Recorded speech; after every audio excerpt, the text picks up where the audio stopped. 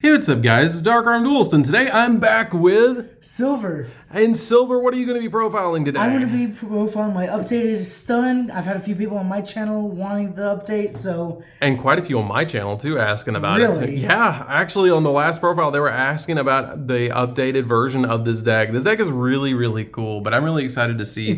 I'm glad it's one of y'all's fan favorites. Oh, yeah. So, do you have any shout-outs, Silver? So, of course, shout out to my channel. It recently had a name change from Silver Collectibles to Silver TCG to kind of stop any confusion between, you know, trading card games and silver collecting, which I noticed was a big thing.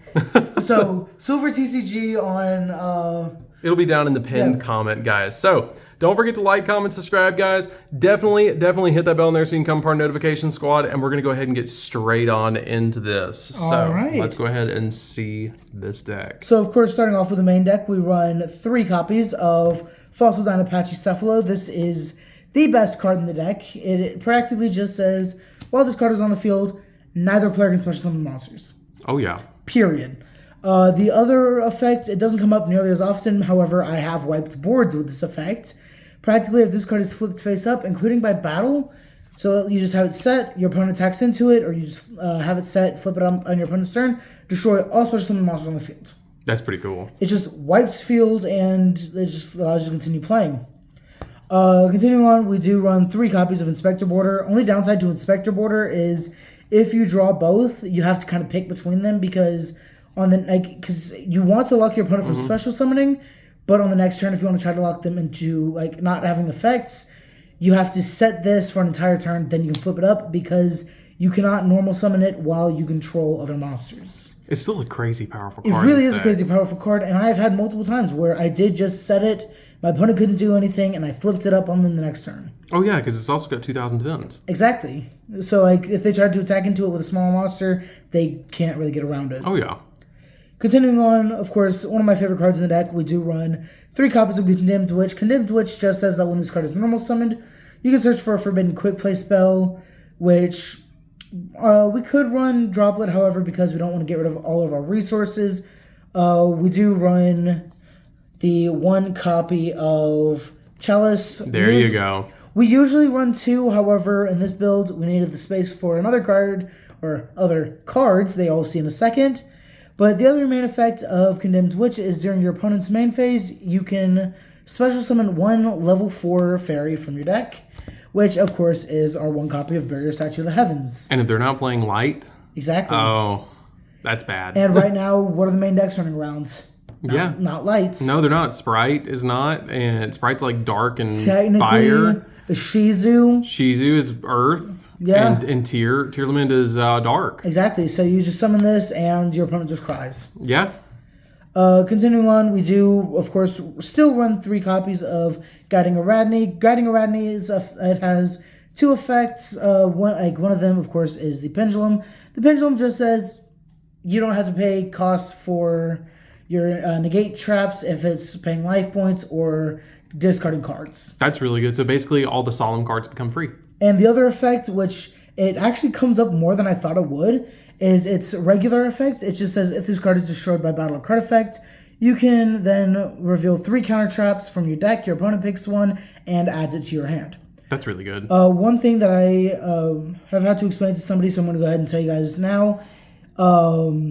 If this card is in your Pendulum scale and it's still destroyed by card effect, you still get this effect. Yeah, because it was destroyed as a monster. Yes. It was destroyed on the field. It was destroyed as a trap. However, when it hits grave before going to the extra monster zone, it is a monster. Yeah, because it counts as a spell in the Pendulum zone, but it just says if it's destroyed. Exactly. So it still goes off. Main thing that you can tie this with is Purple Poison Magician. Yep. Being able to pop a card when it's destroyed. Or Double Iris giving you a search. Exactly. Moving on to the spells, we run, of course, 3 copies of Pot of Extravagance. Correction, we run 3 copies of Pot of Greed. Yeah. Because our extra deck is not really that important. Game 1. Game 2, it has its moments where it can be good. However, this is just Pot of Greed for the deck. I really don't need to go into too much more on that. Then, of course, we run 3 copies of Power of the Guardians. Oh, this. Of course, y'all know my equip spell package. This will not change. All my builds, these will not change. Power of the Guardians, for those who don't know what it does, is you equip it to one of a monster on the field, preferably a monster you control, and then its effect is during, pretty much if that monster is involved in battle, doesn't matter how many times in one turn, you put a spell counter on this card, that monster gains 500 attack, and then if your monster will be destroyed by battle or card effect, you just remove one counter. So practically, you just set up one or two of these on one monster and just keep attacking. Or sometimes if your opponent doesn't read, which this is Yu-Gi-Oh! A lot of people don't read, they'll attack into your monster, you'll just gain a bunch of attack and be able to beat over that monster anyway. Oh, yeah. And then, of course, we run 3 copies of Moon Mirror Shield. Why is this card not printed in a foil yet? This card is so good. I love Moon Mirror Shield. It's too good. Practically, this card, for those who don't know what it does, is if your opponent, if you attack into your opponent or your opponent attacks into your monster becomes the whichever stat is higher, attack or defense of the battling monster, plus 100. Yeah, so it's always the biggest monster. Exactly. So it's always going to be the biggest monster on the field, being able to just attack over anything and get over opponents' big monsters.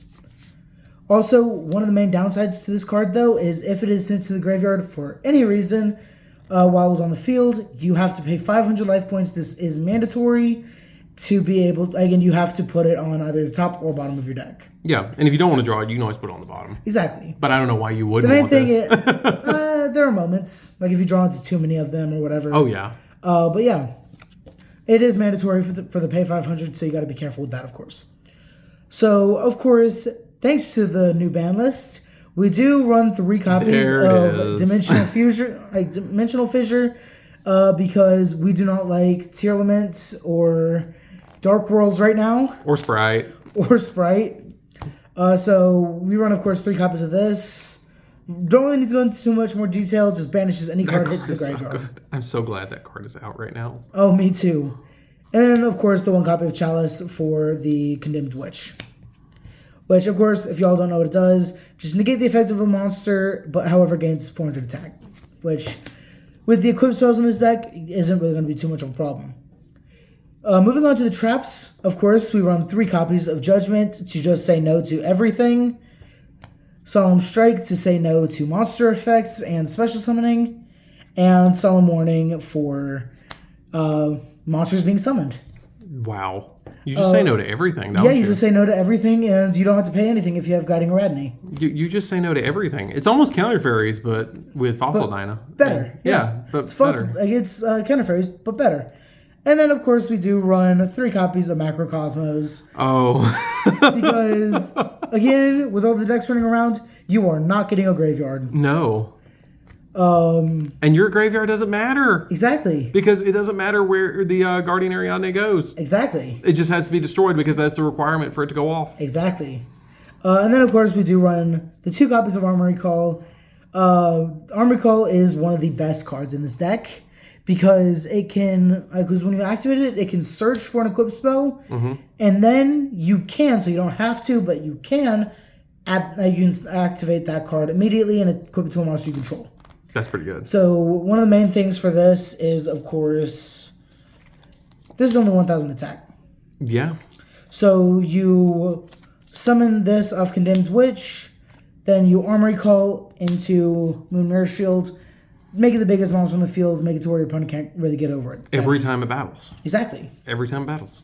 And it never gets smaller. Like, it goes back down after the battle, but it's just always, as long as it's got the Moon Mirror Shield, it's just going to stay big. Exactly. That's crazy. But that's it for the main deck. We're going to quickly move on with the extra deck. Of course, as I said, extra deck isn't too important, but y'all will see a theme, as y'all have seen in my last video. I kept it the same ratios because I like the ratios. We run 3 copies of Last Word from Another Planet, just to make it to where another player can summon monsters. Yeah. That's really about it. Then, of course, we run 3 Blue Eyes, Alternative Ultimate Dragon. This card is a 4,500 punch you in the face monster that pops a card as well. Yeah. So, really, really good card. Then I run 1 Mirror Jade and 1 Thousand Eyes Restrict. Thousand Eyes Restrict is mainly to take your opponent's monster. It doesn't come up nearly as often as, of course, Last Warrior or Blue Eyes Alternative Ultimate. But really good card. And, of course, Mirror Jade.